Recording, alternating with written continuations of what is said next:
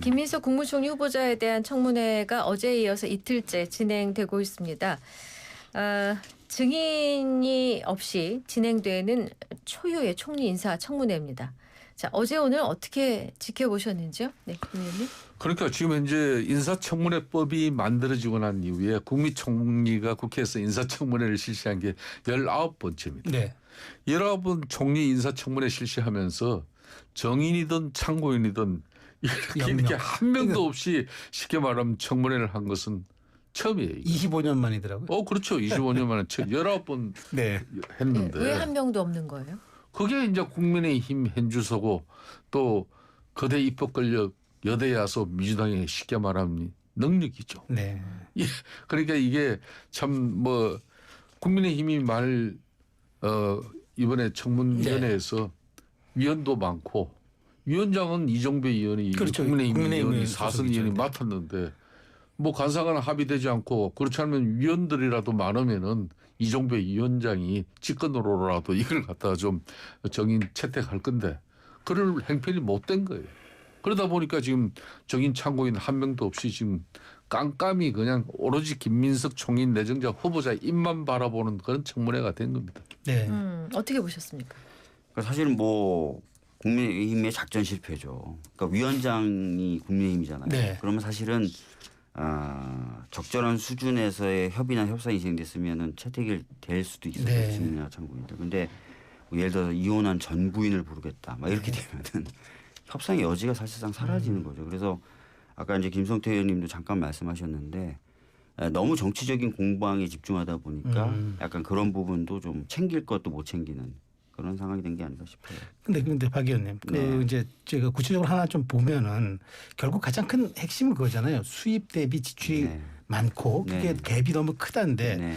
그러다 보니까 이제 그동안 해명했던 게 이제 이게 경조사 그다음에 출판 기념회 이런 얘기는 어느 정도 수긍이 되는데 갑자기 장모에게서 한 이 총량을 보니까 한 2억 정도 생활비 받아 쓴 게 있더라 하고 증여세 청문회 직전 처리했다. 이제 그러다 보니까 자꾸 이제 해명이 좀 부족하고 의혹을 키우는 것 아니냐 이런 지적이 있습니다. 네.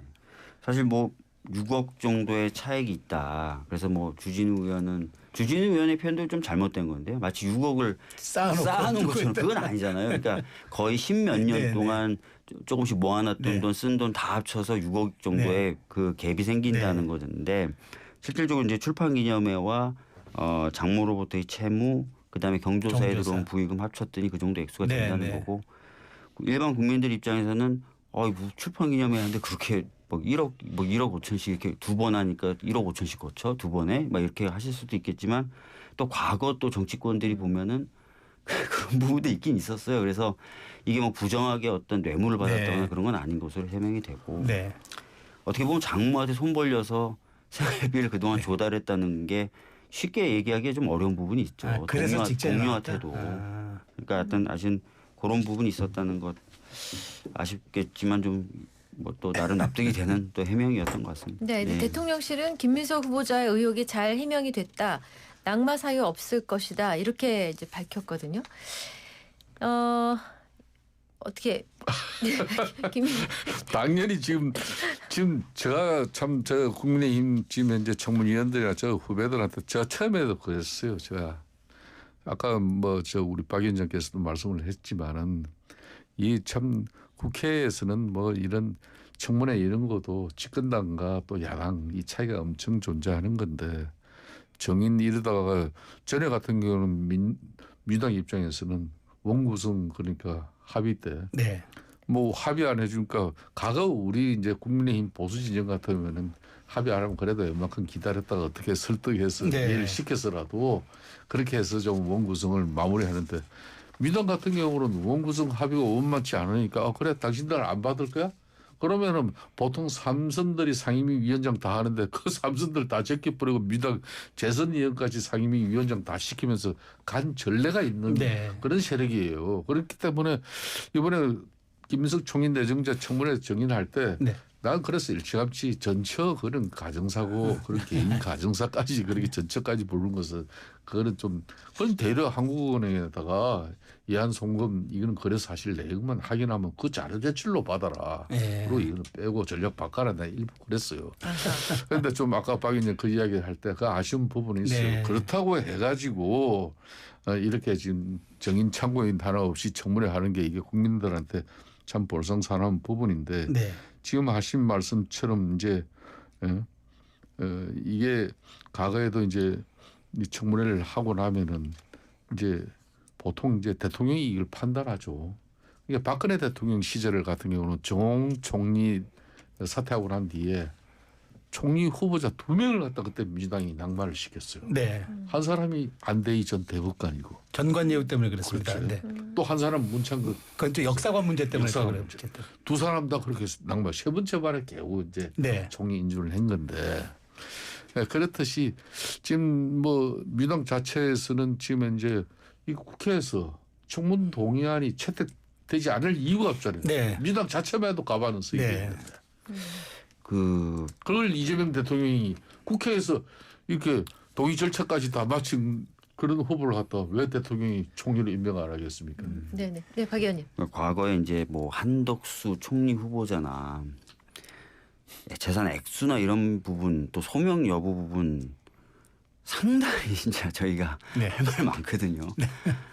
그런 것들도 좀 생각을 해주시면 좋을 네, 것 네. 같고 거기에 비하면 상당히 소명이 잘 됐고 또 많은 분들이 막 부정에 연루돼 있다고 그렇게 얘기하는 것조차도 아니잖아요. 사실 국민의힘이 제기하는 의혹도. 그러니까 상당히 검소하게 어떻게 보면 약간 좀 가난하다는 평가를 받을 정도로 하신 분이다. 예, 그런 생각이 듭니다. 알겠습니다. 네. 이거 한번 여쭤볼게요. 어제 사실 눈길 끈 대목이 두 가지가 있었는데 하나는 이제 그 김 후보자 모친이 소유한 빌라의 전세 계약이 이제 뭐 차명으로 했다가 이제 뭐 장모했다가 부인 명의로 했다가 뭐 이렇게 좀 계속 그 좀 변하니까 이제 좀 납득이 안 되니까 답변에 아내가 길고양이를 많이 걷어서 공간이 필요했다고 답변했는데 박 의원님 이 부분은 설득력이 있나요? 그래서 뭐 구체적인 내용을 제가 뭐 인사청문위원도 네. 아니고 하니까 그런데 실질적으로 어떤 필요에 의해서 상황 변화에 따라서 계약을 변화시켰다는 거 아닙니까? 네. 그러니까 이 부분에 대해서는 뭐 특히 뭐 그걸 반박할 만한 자료를 뭐 국민의힘이 내놓거나 그런 것도 아닙니다. 네. 그러니까 이 부분은 뭐 그렇게 생각을 하는 게 맞겠죠. 네. 네, 네. 그리고 이제 어제 김민석 총리 후보자 답변 중 제일 눈에 띄었다고 할 만한 것 같은데요. 김희정 의원이 질문을 했습니다. 국가 부채 비율을 묻는 질문이었는데 답변이 틀렸습니다. 20에서 30% 정도라고 답을 했는데 사실 48.4%였습니다. 국무총리 후보자이기 때문에 이런 부분에 대해서는 알고 있어야 되는 게 아닌가라는 비판이 계속 있거든요.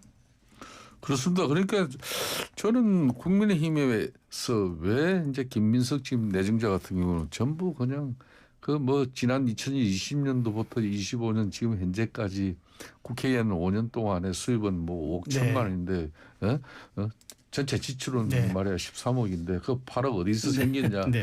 이걸로 시작해 이걸로 끝났어. 네. 난 그러면 나중에 실패한다 이거. 그렇기 때문에 좀 발품을 팔아서라도 네. 진짜 김민석 후보를 갖다 한 방을 보낼 수 있는 그런 거리를 만들어라. 예, 예. 이거는 어떤 경우든 이거는 뭐 어떤 행식으로든 피해가는 거고 이 규모가 막 이렇게 불법 뭐 정치 자금에 좀 뭐 냄새는 나지만 구체적인 그렇다고 해서 뭐 어떤 사실을 직시하는 내용도 지금 확보하지 못했고 네. 그냥 주장만 하는 거고 또 거기에 따라서 김민석 후보도 거기에 따른 또 뭐 자기 네. 주장이 있는 거고 이런 상태거든요. 그러다 보니까 이 김민석 후보가 뭐라 그랬습니까? 이렇게 뭐 불법 정치 자금 거기에 뭐 소득 대비 지출 여기에만 자기는 이게 후보자는 민주당 입장에서 정책으로 가지고 자질과 역량 능력이 있는지 이걸 갖다가 왜 심판하는 그런 청문회가 아니냐 그랬는데 그거 보십시오. 김희정 의원이 그렇게 물으니까 국가 채무 비율에서 당장 지금 네. 네. OECD 가입 국가 뭐 어떻고 저쩌고 했는데 제대로 된 답변이 안 됐잖아요. 이런 걸 더 냉철하게 준비를 해가지고 네. 예? 그러니까 과거에도 민주당이 야당 시절에는 발품을 팔아요. 정부나 총리 측에서 누가 야당이 요구하는 대로 자료 조치를 해줍니까? 왜 앉아서 기다리고 있냐 이거. 난 그래서 잘 못했다. 참 청문회를. 야당 알겠습니다. 이것도 말해. 야당도 이거 하려면은 그냥 준비를 하고 제대로 된 체질을 만들어야지. 체질도 안 되고 준비도 안 되고. 그러니까 이게 올까지 해가지고 만일 한 방 안 나오면 이 야당 청문회 준비 결국 무능하다 이런 비판 받아요. 알겠습니다. 네. 아니 근데 이제 발품 말씀하시니까 그 이제 김 후보자가 왜 중국 칭화대에서 받은 그 석사 법학 석사학위 이거 자료 제출하라 그러니까 이제 비행기 표만 제출했는데 실제 그 다 어떤 분들은 중국 국민의힘 의원들이 중국 현지에 가서 진짜 동선 체크를 한번 해보고 이랬어야 되는 것 아니냐라는 당연한 거죠. 그러니까 김민석 후보 측에서 제시한 엑셀 파일 그 자료 보고 네. 매달 며칠 뭐 비행기 몇 어디 편에 갔다. 의해서 네. 간 거. 그것만 몇 건 확보를 했어. 이거 이 비행기 안 탔네요. 이때 뭐 민당 행사에 이렇게 후보가 참석하고 있었네요. 네. 그거 한 건 하고 뭐 이 비행기는 뭐 이거는 아예 그냥 그러면 이걸 법원 출입국 관리 사무 뭐 출입국 관리 내역 보면 끝나는 네. 거잖아요. 네. 그리고 이제 청와대 쪽에 가서. 가서라도 알겠습니다. 그 이렇게 해가 부분은 그게 야당 역할을 하는 거지. 이거 관련해서는 박 의원님이 어떻게 또 해주실 말씀 있으세요? 글쎄, 뭐 청와대 지금 제가 이제 좀 확인해 보니까 김 후보자 입장은 한 그 출입국 뭐 관련돼서 140회 정도 갔었다는 네, 얘기잖아요. 네, 네. 그래서 그 학점 대비하면 충분한 시간을 확보했다라고. 아 근데 수업이 얘기를. 있는 날 간 기록은 4일로 나왔더라고요. 예. 그런 부분 이제 면밀히 좀 대조를 하셔야 될 것 같은데 일단은 뭐 김민석 후보자는 일정한 증빙 자료와 함께 주장을 그렇게 하고 알겠습니다. 있고. 네네네.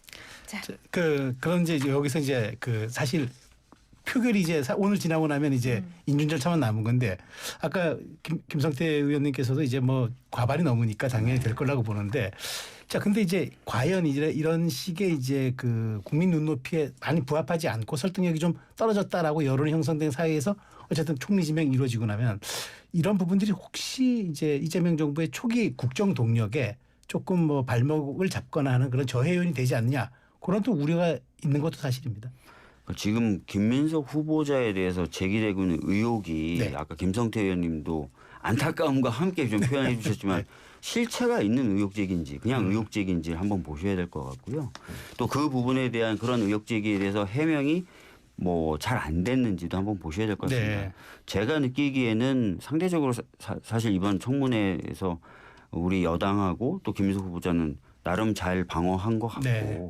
평가도 그렇게 나오고 있는 것 같습니다. 네. 그리고 김민석 후보자가 원래 갖고 있는 자질이라든지 네. 또 경험 또 특히 최근에 이제 12월 3일 저희들은 내란이라고 네. 부르는데 또 반대하시는 분들이 계시지만 네. 그 이후에 지금까지 보여줬던 여러 리더로서의 자질 이런 것들을 봤을 때 충분한 총리로서의 역할이 가능한 네. 능력을 보여줬다. 저는 그렇게 보고 있습니다. 알겠습니다. 예. 자 이재명 대통령의 첫 장관 인선도 짚어봅니다. 실용, 파격, 통합 인사였다. 첫 인사에 대한 야당 의원의 이제 평부터 좀 들어볼까 하는데 우리 김 의원님 인사 어떻게 보셨습니까? 저도 뭐 다른 언론에서 좀 이야기는 했습니다. 그렇게 많은 기사도 됐습니다만 상당히 뭐 지금까지의 이제 흔히 말하는 민당 정권이 들어서고 이렇게 하는 인사치고는 대체적으로 안정을 상당히 중시했다. 그렇군요. 그리고 이제 네. 이재명 대통령 자신이 이제 지난 3월 달부터죠. 민당 내적으로 그때 그 탄핵 정국에서 그 이재명 당시 민주당 대표의 지지율은 박스권에 갇혀 있을 때 그때 이분이 그냥 우리 당은 중도 보수다. 이래가지고 네. 당내 엄청난 논란 반란이 반론이 있었음에도 불구하고 국면을 전환시켰거든요. 네. 그러니까 그렇듯이 이번 같은 경우도 뭐 송미령 지금 농산부 장관 같은 네. 경우는 이건 윤석열 전 대통령이 임명한 그 강력. 네. 윤석열 전 대통령은 내란 세력의 가장 우두머리 수개인데 네. 그 사람이 임명한 장관을 다시 그걸 수용할 수 있느냐. 그건 상당히 전략적 사고가 아니면 어려워요. 네. 이게 이제 바로 이제 통합과 신용을 갖다 네. 두고 이제 판단한 건데 네. 저는 그런 측면에서 특히 이제 이번에 노동부 장관을 임명한 김용훈 전 장관 같은 경우는 그러면 지난 대선 공간에서 이재명 대표 실질적으로 노동단체에서 지지선을 하고 실질적으로 한국노총 김동맹 위원장 같은 경우는 이재명 대통령이 바로 옆에 서가지고 모든 걸 네. 개표 방송도 보고 또 뭐 출범식도 네. 함께 하고 그랬단 말이에요. 그런데 막상 노동부 장관은 대략 민주노총 출신의 네. 위원장을 갖다 세웠단 말이에요. 그러니까 이런 것들이 보면은 상당히 전략적인 판단인 것이고, 네. 그래서 이제 좀 파격적이면서도 그런 뭐 통합 또 실용적인 측면에서 명분은 충분히 확보할 수 있는 인사다.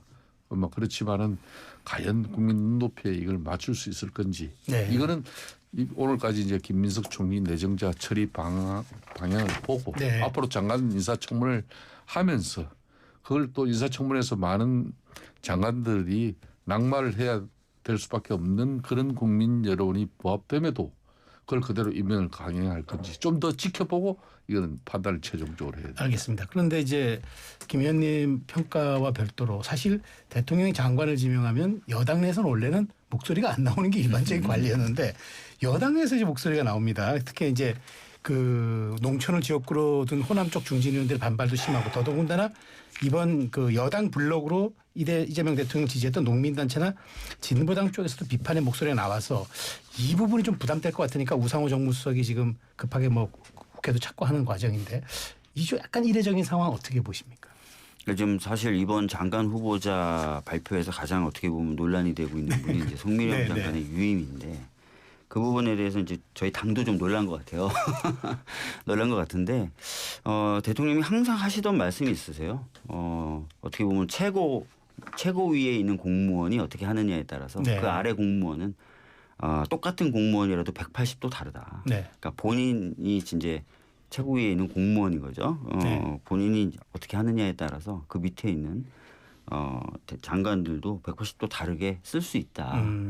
그러니까 그런 기조 하에서 아까 말씀드렸던 통합이라든지 이런 것까지도 이제 고려한 인사라고 보여집니다. 송 장관의 경우에는 이제 지난 정권 하에 있으면서 민주당이 발의했고 또 농민단체들과 함께했던 여러 법안에 대해서 거부권 행사나 이런 것들을 적극적으로 했던 것이고 논란이 있는데 최근에 이제 그 국무회의 진행하는 과정에서 보여준 태도나 이런 것들은 충분히 대화가 가능하고 설득도 가능하고 또 진정성도 느껴진다라고 판단하신 것 같습니다. 일단 그런 판단 저희들은 존중해야 될 것 같고요. 이후 농민단체나 이런 분들이 갖고 계신 우려도 뭐 여러 가지 경로를 통해서 저희들이 잘 설득해 나가도록 하겠습니다. 혹시 입각을 기대하다가 이거 왜 전직 정부 장관에게 준 거에서 실망한 좀 민주당 의원님도 계셨을 것 같은데. 모르겠습니다. 네. 자, 다음 아이템입니다. 홍준표 전 시장 하와이에서 왔습니다. 한국 보수를 망친 주범 윤석열 한동훈보다 국민의힘 중진 의원들이 더 나쁘다. 아주 강도 높은 비판을 했습니다. 그러면서 통진당 신세를 못 면할 것이라고까지 했습니다. 이 홍 전 시장 국민의힘에 대해서 정당 해산을 시사한 듯한 발언을 계속 이어가고 있거든요. 저는 뭐 홍준표 시장이 윤석열 한동훈보다 국민의힘 중진 의원들이 더 나쁘다 이 부분은 상당히 그 의미 있는 내용이에요. 그러니까 이제 13 비상계엄에 대한 그 윤석열 대통령의 오판에 대한 그 잘못은 이미 4월 4일 헌재 파면 결정으로서 이미 끝난 부분이에요. 네. 그럼에도 불구하고 집권 세력이었던 국민의힘이 그걸 완전히 정치적으로 꺼내내지 못하는 그런 쉽게 말하면 우매함을 좀 보이고 있는 것이죠. 네.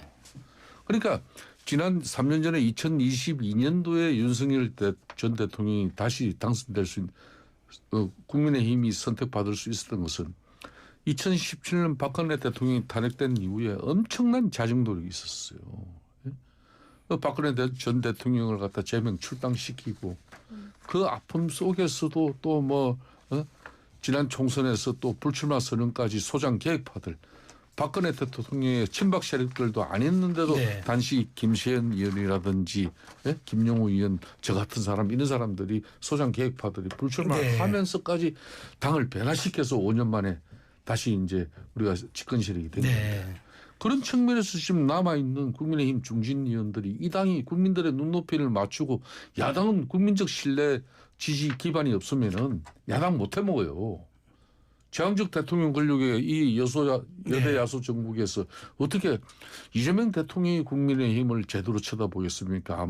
그렇다고 해서 국회에서 파트너라고 민주당이 네. 국민의힘을 우대하고 제대로 쳐다보겠습니까?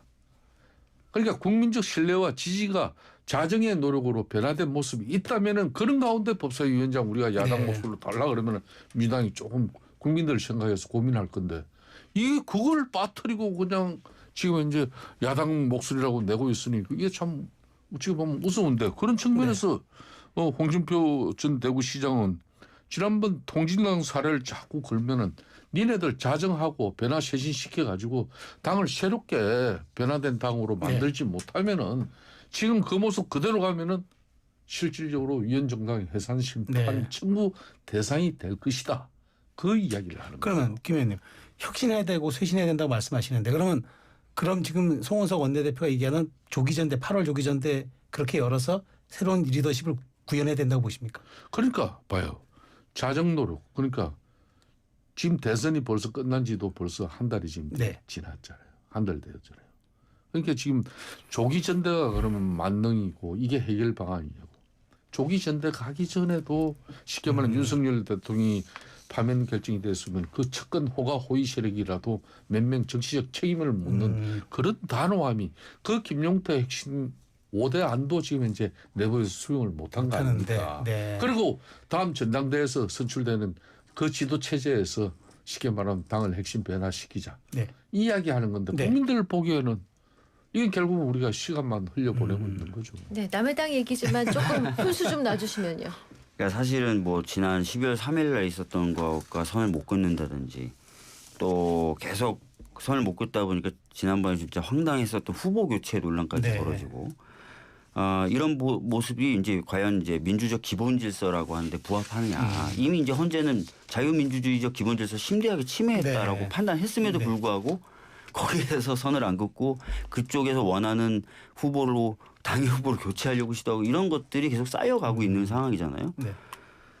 그러니까 이제 홍준표 시장 입장에서는 야 이러다가 진짜 국민적인 어떤 그 심판을 받을 수밖에 없고 그렇지 않더라도 이게 법에 의해서 심판받을 수도 있는 것이다라고 네. 경고를 하는 거죠. 네. 저는 진짜 뭐 이 국민의힘이 이런 부분에 있어서 반성을 좀 해줘야 됩니다. 아니 대구 경북이라든지 또는 경남 쪽의 지지를 어느 정도 다시 이제 확보했다고 해서 그분들이 또 흔쾌하게 지지했느냐 그것도 네. 아닌 거거든요. 그러니까 저는 진짜 이 자리를 빌어서 빨리 이런 부분에 대해서는 판단하고 정리해야 될 필요가 있다고 알겠습니다. 생각합니다. 네, 오늘 말씀 여기까지 듣겠습니다. 박주민 더불어민주당 의원, 김성태 전 국민의힘 의원 두 분과 함께했습니다. 감사합니다. 잘 들었습니다. 네. 네. 네, 감사합니다.